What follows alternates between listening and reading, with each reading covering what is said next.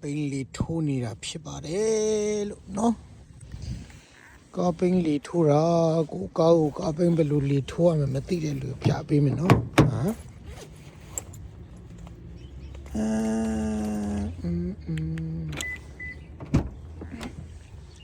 ဒီရှိတကား driver ထိုင်နေရှိတကားဖက်မှာနော်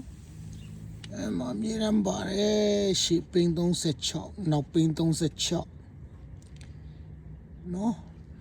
အဲ့ဒါကြည့်ပြီးတော့ထိုးလို့ရပါတယ် spare ပင်းဆိုတော့60 spare ပင်းကနည်းနည်းပိုသေးတယ်ခုခေတ်ကားတွေ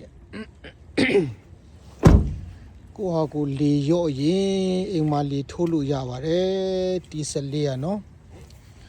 ခရီးဆောင်လည်းယူသွားလို့ရပါတယ်ပြီးတော့ဒီဟာလေး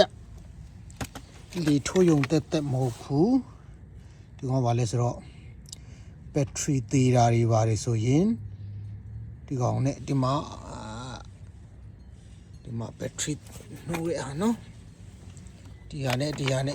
ငုတ်ချစ်ပြီးနှိုးလို့ရတယ်ပြီးတော့မီထွန်းလို့ရသေးတယ်မီထွန်းနဲ့ဟာဒီမှာနော်မီထွန်းလို့ရသေးတယ်ပြီးတော့လမ်းမှာဖုန်းနဲ့ဘက်ထရီအားကုန်ရင်ဘက်ထရီသွင်းလို့ရတယ်အမျိုးမျိုးသုံးလို့ရတယ်เนาะဒီဆက်လေးတစ်လုံးကကာပင်းလေးထိုးလို့ရတယ်ဘက်ထရီတင်ကားဆက်နှိုးလို့ရတယ်ဖုန်းအားသွင်းလို့ရတယ်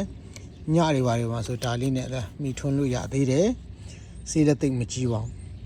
ဒီပစ္စည်းလေးနဲ့ကျွန်တော်သူများကိုညီတာများလာပြီပေါ့နော်လမ်းပေးမှာဘက်ထရီတွေလို့ကားရက်တဲ့လူတွေဒီကာပင်းလေးရော့တဲ့လူတွေကျွန်တော်ကိုညီလာတာ 50 ယောက်လောက်ရှိပြီဒီဆက်ကလေးနဲ့နော်